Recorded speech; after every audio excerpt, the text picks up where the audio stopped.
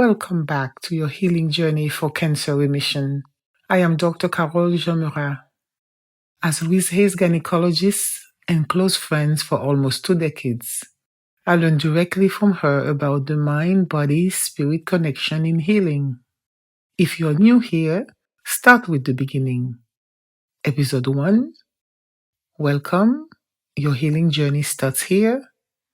Episode 2, the Dr. Carolle Instant Anti-Distress Method, DCIAM, and the science behind it. Episode 3, how to practice the DCIAM, Guided Distress Relief for Cancer Remission. These 3 episodes form the foundation of everything I teach. If you have not listened to them, I encourage you to start there first. They will make today's session much more meaningful and powerful.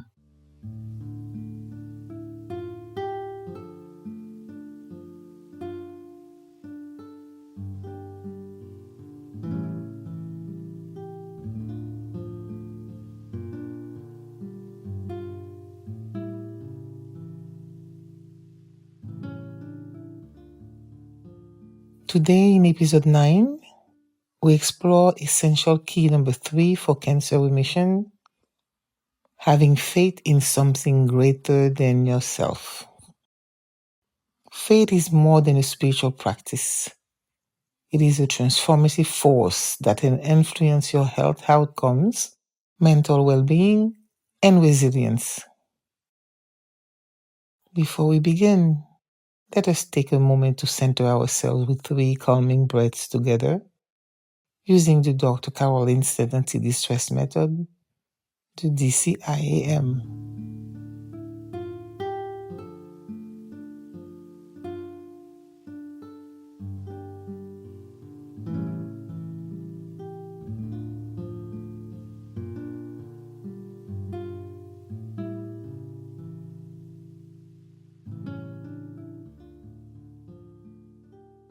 Please close your eyes and focus on your eyelids. Relax your jaw. Let your tongue rest comfortably. Keep breathing naturally, inhaling slowly and deeply through your nose. Hold it as long as you can, and then let it out slowly through your nose. Use the pads of your index and middle fingers of your dominant hand to tap on your temple gently while saying silently or loud,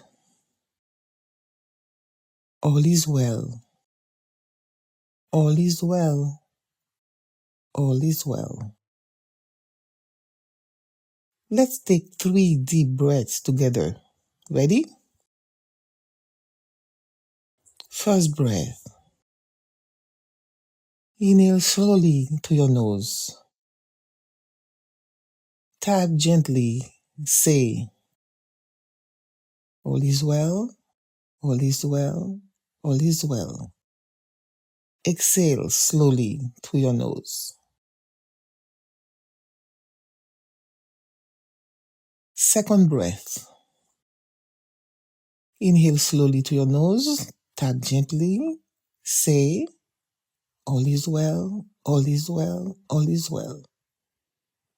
Exhale slowly through your nose. Third breath. Inhale slowly to your nose. Tap gently. Say, "All is well, all is well, all is well." Exhale slowly to your nose and continue to breathe slowly.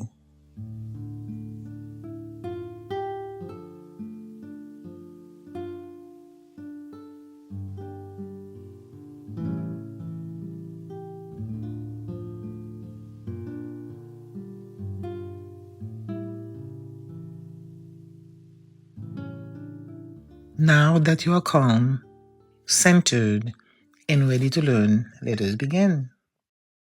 Eleanor Roosevelt once said, "He who loses money loses much. He who loses a friend loses much more. He who loses faith loses all." Faith is something greater than yourself, more than a powerful spiritual practice.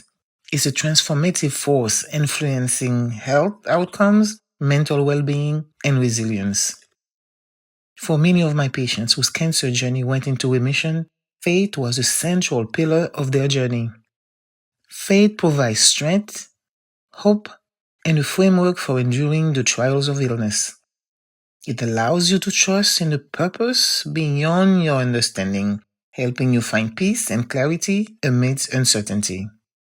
Research has consistently shown that when combined with conventional treatments, spiritual beliefs can enhance recovery and foster long-term well-being.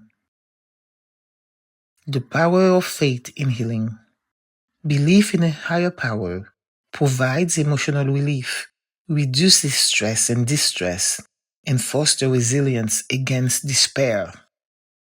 Faith offers a sense of purpose that can motivate you to endure the physical and emotional challenges of cancer treatment. It also helps reframe suffering. Transforming it into part of a larger, often spiritual journey. Faith often acts as a guiding light, encouraging you to focus on gratitude, hope, and the potential for renewal rather than being consumed by fear or negativity. As Ian Lavenzen wrote, faith alone will carry you through when intellect and emotion are depleted. When logic fails you, when emotions overwhelm you, when your body feels like it's betraying you, faith can carry you forward. Joanne's story, Faith as an Anchor. Let me share Joanne's story. Diagnosed with breast cancer at 44, Joanne underwent a bilateral mastectomy and reconstruction. After recovery, she fully embraced life. Regular exercise, organic eating, and an active spiritual practice. 14 years later, she faced metastatic cancer that had spread into her lungs, heart, and major blood vessel. Her health rapidly declined, forcing her to leave her job. Joanne also had a long-standing estranged relationship with her mother. Recognizing the importance of releasing emotional burdens, I encouraged her to reconcile. But what sustained Joanne through this second, more devastating diagnosis was her faith. She visualized holding a future granddaughter, even though her grown sons weren't planning to start family soon. Her unwavering belief became her anchor. It sustained her through the harsh side effects of chemotherapy and radiation. And years later, Joanne remains cancer-free.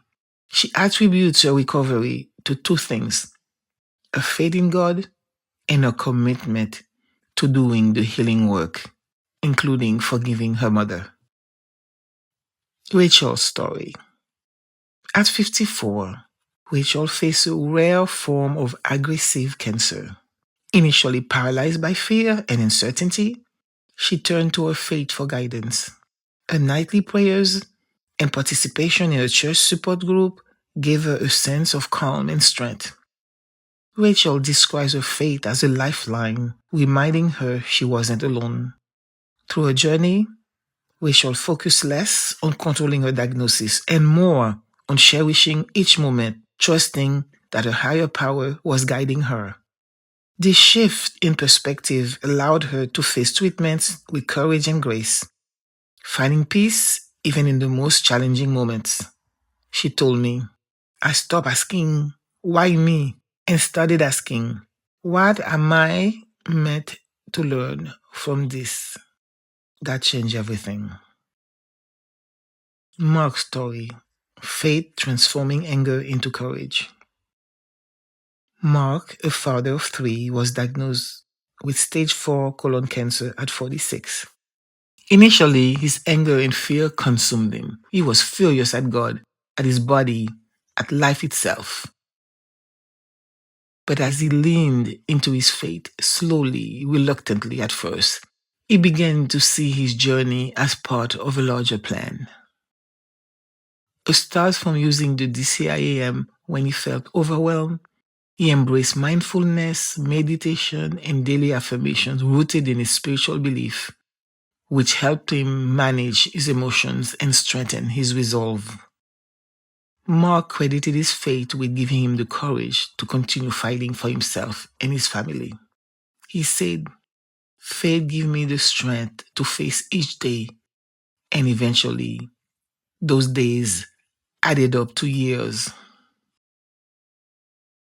My personal story.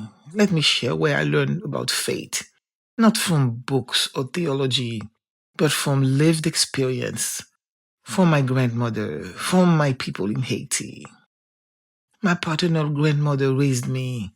I watched her go through the most horrifying moments with unwavering faith. One night, my father came home in the middle of the night, beaten and tortured by Tonton Makut, the militia of an old dictator at the time. He had to flee into exile immediately. That very night, I was 14 years old. We didn't hear from him for 6 months. We didn't know if he was alive or dead. We didn't know where he was or if we would ever see him again. But every single day, I watched my grandmother pray. She would say, "God is going to protect my son. One day, we're going to hear from him. He is in God's hands." There were many times we faced dire financial situations. We had almost nothing. The little food we had, she would make it stretch.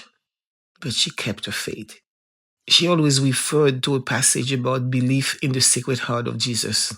She lived with deep, unshaken faith until she was 87 years old.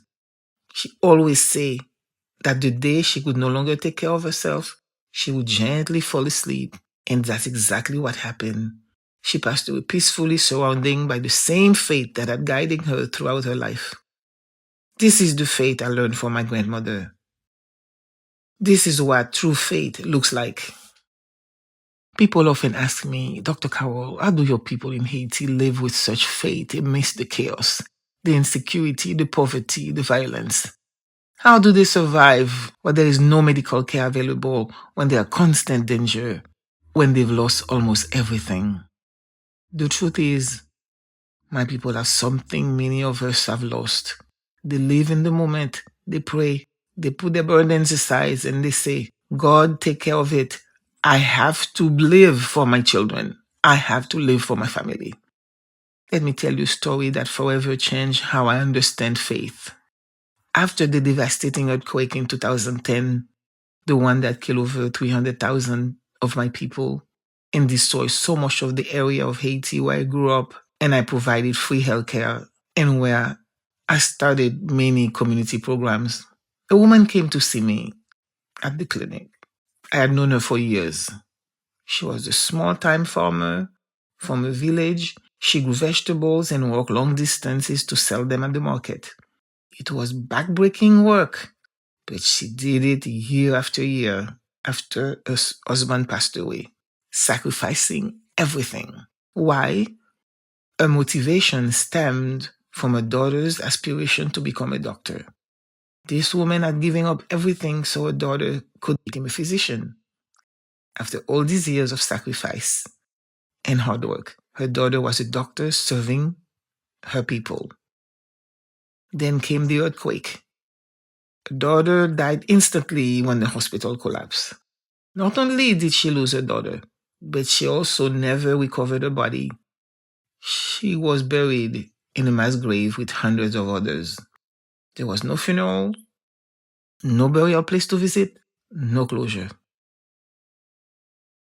When she came to see me 6 months after the earthquake, I expected her to be destroyed, broken by grief, angry at God, unable to go on, like I've seen many times. But she came because she had heard I had healing hands. She wanted help with her knee. You see, She was now taking care of her grandson, her daughter's only son, and her knees was painful from all the walking she still had to do to sell her vegetables. As she was about to leave, I gently touched her arm and said, "I'm sorry to hear about your daughter." She looked at me and she smiled. She said, "Dr. Carolle, God gives, God takes. I have my grandchild and 3 other children left to take care of. That's it. I have to keep on living.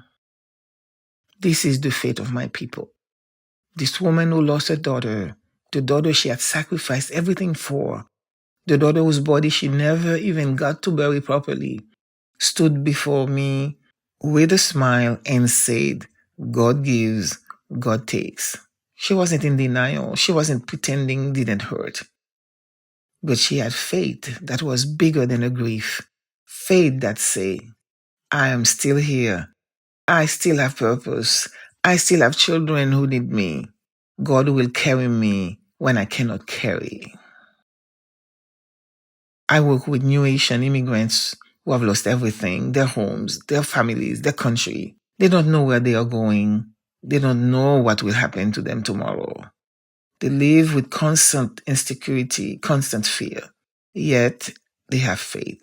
They live one day at a time. They trust something greater than themselves. This is where I learned the spiritual foundation I teach in my book, Strengthening Your Spiritual Foundation for Optimum Health. I didn't learn it from academic studies. I learned it from my people. From my grandmother who prayed for her son every day for 6 months without knowing if he was alive. From that mother whose daughter was buried in a mass grave but kept living for her other children. From immigrants who have nothing but faith. They taught me, you live in the moment, you pray, you put it in God's hands. You say, "I cannot carry this alone, so I give it to you, Lord," and then you keep living. This is what having faith in something greater truly means. It doesn't mean you don't feel pain. That mother felt every bit of her grief. My grandmother felt every moment of not knowing if her son was alive. Having faith doesn't mean you don't struggle or cry or feel afraid. It means you trust that even in the darkest moments, even when your daughter is buried in a mass grave, even when you don't know if your son is alive, even when you've lost everything, you are still held by something greater than yourself. You're not alone. You are guided. You are protected. You are loved by a force greater than any earthly suffering. And when you have this kind of faith, your body can heal because you are no longer carrying the entire weight of the world on your shoulders alone. You've placed it in hands much bigger and stronger than yours. You can rest. You can breathe. You can heal. This is the medicine of faith. The role of surrender in faith. Faith in a higher power involves a profound act of surrender, letting go of the need to control every aspect of your health and future. Surrendering doesn't mean passivity. It is an active choice to trust in a greater purpose, which alleviates the psychological burden of fear and worry. Dr. Judith Orloff's book, The Ecstasy of Surrender, highlights how releasing rigid expectation can foster longevity, wellness, and happiness. This perspective allows cancer patients to focus on acceptance and trust rather than anxiety, ultimately enhancing the quality of life and their ability to heal. The affirmation I teach my patients is simple. I surrender. I surrender. I surrender. Or, thy will be done. Thy will be done. Thy will be done. When you feel overwhelmed by the need to control everything, these words can bring instant relief. You're acknowledging, I'm doing my part. I am showing up. I'm following treatment. But I'm releasing the outcome to something greater than myself. This surrender creates space for healing to occur. Practical steps to cultivate faith and resilience. First, engage in daily practices to connect with your higher power. Whether through structured prayer or free-form meditation, these practices calm the mind, reduces stress, and foster inner peace. Even 5 minutes in the morning can shift your entire day. Second, participate in a spiritual or faith-based community. Shared healing through prayer and companionship can ease the emotional strain of illness. You don't have to face this alone. Third, practice visualization combined with faith.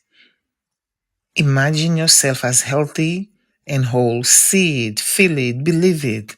This reinforces hope and creates a mental frame for recovery. Fourth, keep a gratitude journal. Write down daily blessings, even small ones. Gratitude fosters possibility and reminds you of the beauty in everyday moments, even during challenging times. We'll explore gratitude more deeply in a future episode. Finally, when control feels impossible, practice letting go. Repeat affirmations like I surrender, I surrender, I surrender, or that will be done to remind yourself to trust in your higher power. My dear friend Mary Thigpen, also known as Sitting Owl, said it perfectly. The harsher the situation, the harder you pray. A final thought on faith. Faith is not belief without proof or belief despite the evidence. Faith is complete trust or confidence in someone or something. That trust is built over time as your higher power proves faithful again and again. For those facing chronic illness, the search for physical healing can sometimes become an idol. Sometimes we chase desperately, sacrificing our peace in the process. Faith can put that physical illness beneath you, where it belongs. It returns dominion to you, empowering you to live a victorious and fulfilled life, regardless of your body's condition. As one of my mentors used to say, faith is the breakfast of champions. It is the staple diet of those fearless enough to see the invisible, hear the inaudible, and attempt in the impossible. Remember, faith provides strength, hope, and a sense of purpose during illness. Surrendering control to a higher power can relieve psychological burdens and enhance healing. Faith isn't about denying reality, it's about trusting that there is a greater purpose at work, even when you cannot see it. Thank you for this sacred time together. Before we part, let's once embrace the peaceful practice of Dr. Carolle Instant Anti-Distress Method, the CIAM. May it bring you comfort and remind you that your body knows how to heal.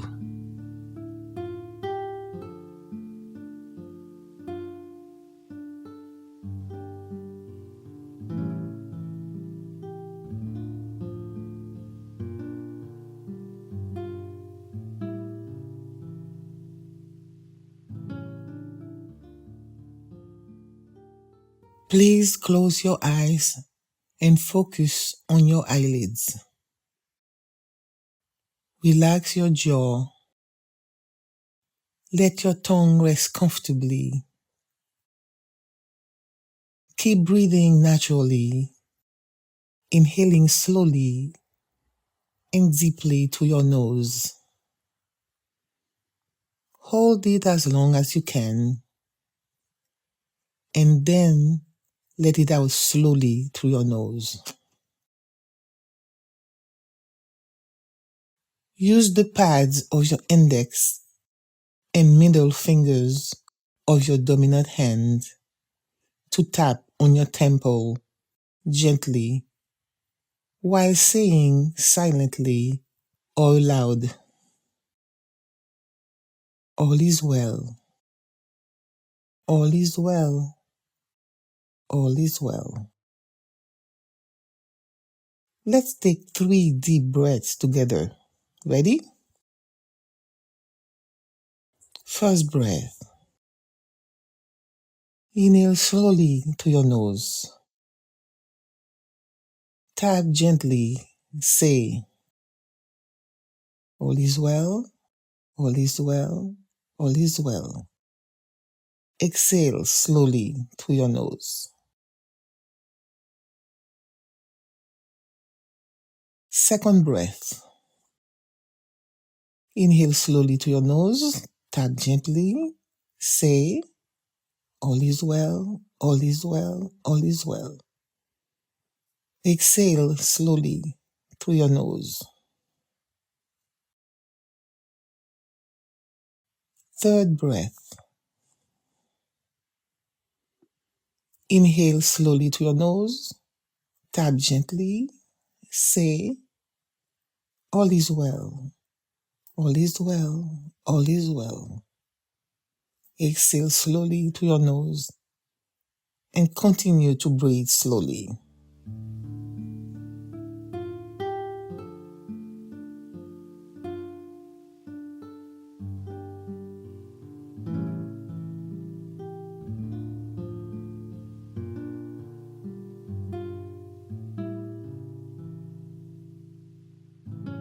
Please practice the Dr. Carolle Instant Anti-Distress Method, DCIAM, regularly to keep your body in a healing mode rather than a distress mode.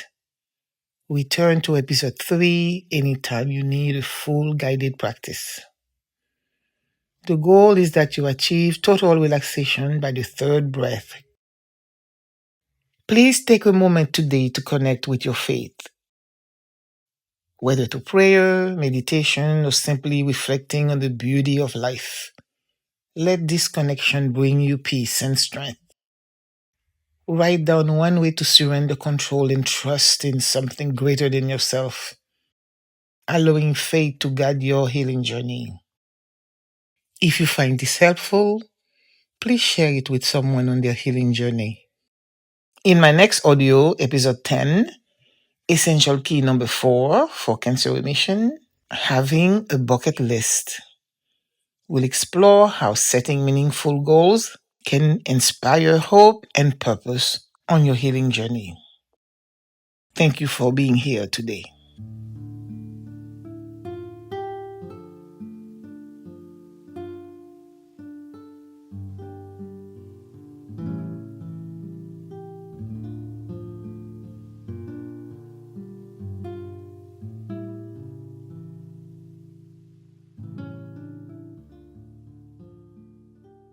If you're ready to go deeper to restore peace and open the door to cancer remission, I invite you to visit my website, drcarolle.com, drcarolle.com, and explore my services, including telephone and in-person consultations, exclusive retreats, books, transformational audios, and a self-guided 3-step process for cancer remission. If you want to go deeper and experience DCIAM with me live, plus get your questions answered in real time, join my monthly 90-minute Pathways to Cancer Remission session. Limited to 50 women. Learn more at drcarolle.com/pathways. And remember, your investment funds trauma care and healing in Haiti.